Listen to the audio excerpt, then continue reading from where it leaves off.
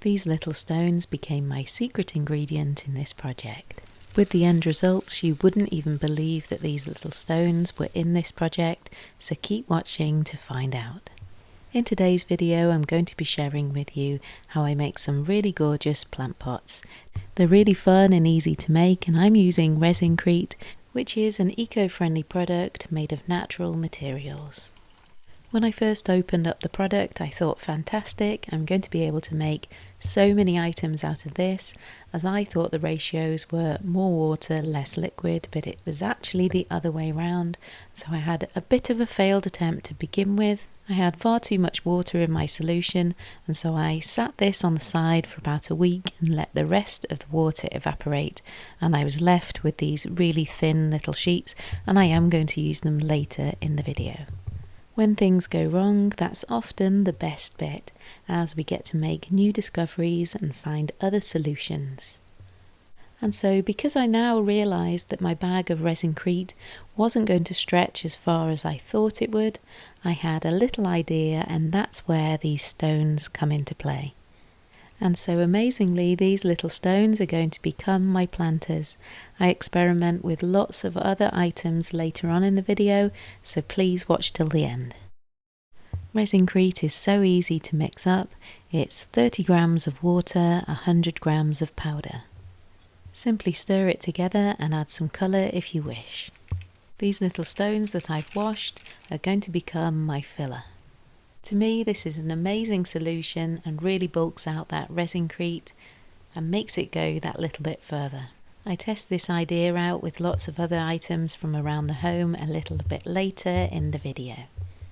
When ResinCrete sets, it's quite concrete-like, and so it makes sense to me to add little pebbles and stones to this. Has anyone else tried doing this? I've not seen anyone else do it, but I haven't been submerged in the world of eco-pores for that long, and so let me know your thoughts on this in the comments below. With crafts and creativity, I think anything's possible, and give absolutely anything a go. It's lots of fun. And when things go wrong, we put them right, we learn from them, we build new solutions, because there's always a way.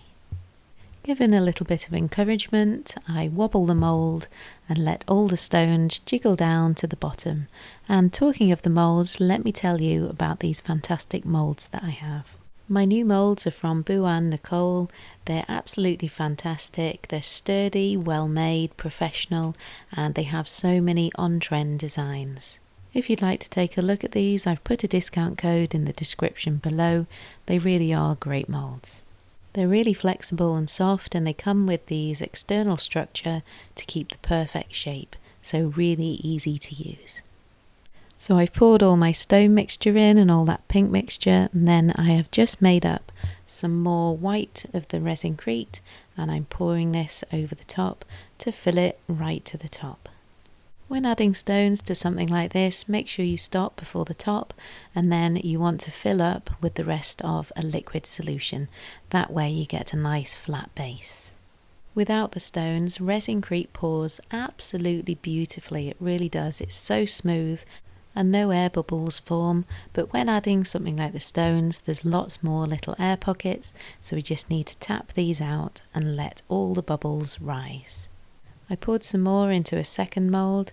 I've let this set just for about 5 or 6 minutes, and then I'm going in on top with a different colour, and we can already see how much less of the ResinCrete we're using compared to pouring straight into the mould like I do here, where no bubbles form.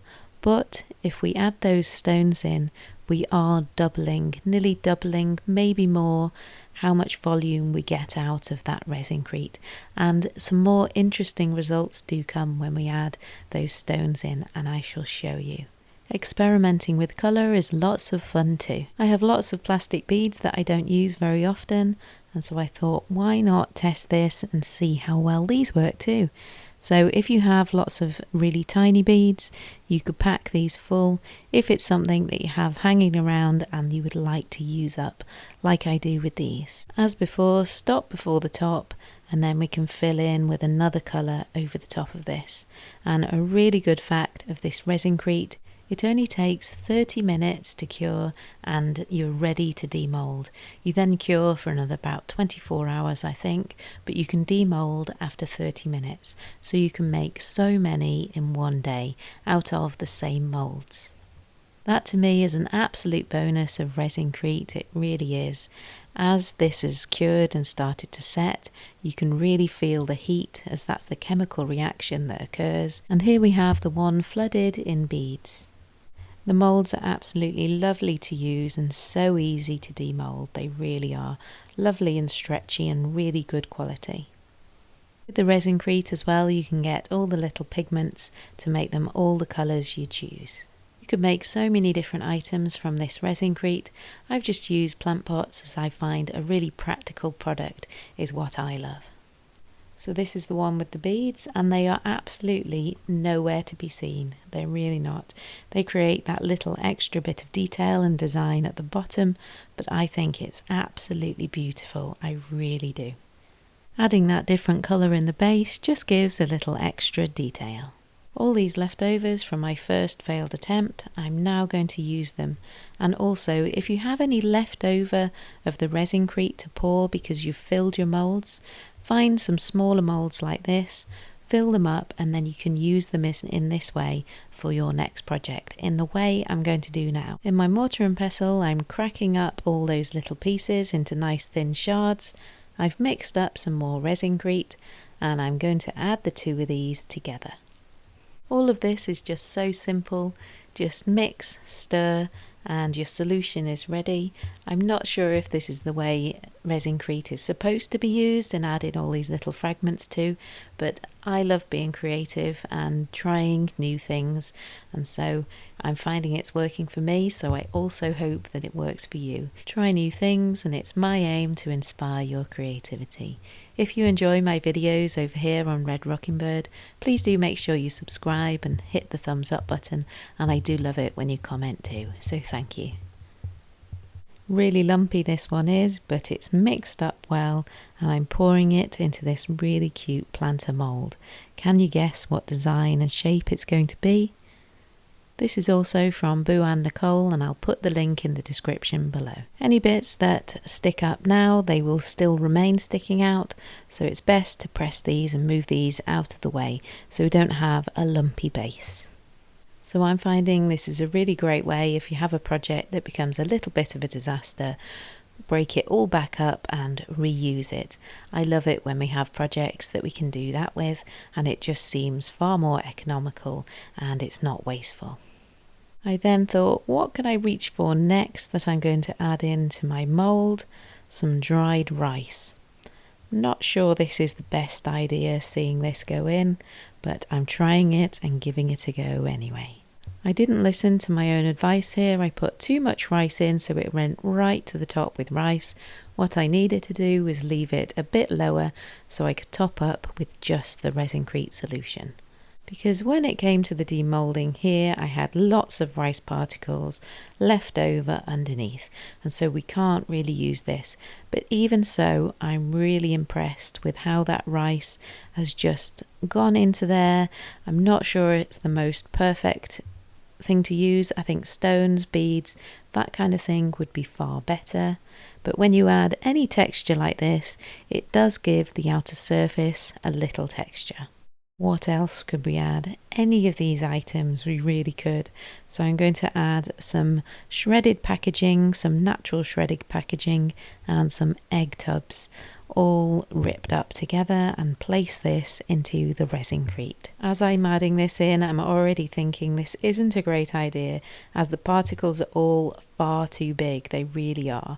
And let's see how it works, but I'm not completely sure this is one that's going to work, and I think the pebbles and the beads and the tiny things really do work far better, because here I have to really wedge it in and get all that in there. Nice idea, perhaps with the egg boxes, if I could cut those up really small and pack them in really well, I think that would work, and I must try that again in another project.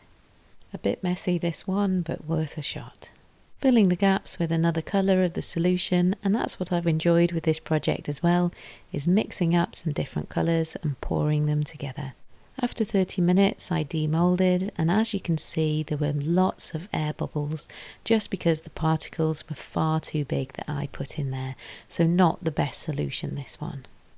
The stones, definitely my favourites, and this is the one that we made right at the beginning, and you do see the little stones that are in there, but they add to the features and they add to the character, and I really love them. If you actually put stones that are slightly smaller, they do disappear in there and you don't see them at all. This one's the beads, and I made lots more with the stones, and out of all of these ones only 2 don't have stones in, and you really can't tell in most of them, you can't tell at all. Sometimes you can see when you look into the inside. Is ResinCrete waterproof? Well, here I put it to the test. I have done nothing to seal any of this ResinCrete, added some water in, and I'm going to leave it sitting there for a few hours. These plant pots are perfectly smooth and don't need sanding, but on the base there might be a little sharp rim around the edge, and so you are able to sand the ResinCrete. I then sand down the edge with just a tiny bit of sandpaper around the edge. I think they're really beautiful, really rustic yet smooth, and I know these are going to sell really well. Which colours do you like? I quite like the green kind of ones. Let me know below. It's a good idea to seal any practical item like this, so you can do this with a spray lacquer as I am here, or you can use a type of acrylic varnish and you can paste this on and paint this on as I do here too. It's all down to personal preference. Having left the water in this planter for about 3 hours, I now come back to it and see if any damage has caused. And as I pour it out, the water's not discoloured at all, and as I feel the bottom, it's not soft, nothing's coming away, and it doesn't seem to be affected. So I would seal these. This one hasn't been sealed, but I would seal them, as you can feel a slight bit of dampness around, like you can with something like a terracotta pot, but I would use these inside, not outside. I have absolutely loved making these, really experimenting and making that ResinCrete go even further with those little stones. So I think it's a good idea. Hopefully you think it's also a good idea, and we'll have an experiment and a play with it. And I've definitely managed to make so many more than I would have if I hadn't have used the little stones. So that was my aim. Thank you for watching, and I'll see you in the next creative video. Bye for now.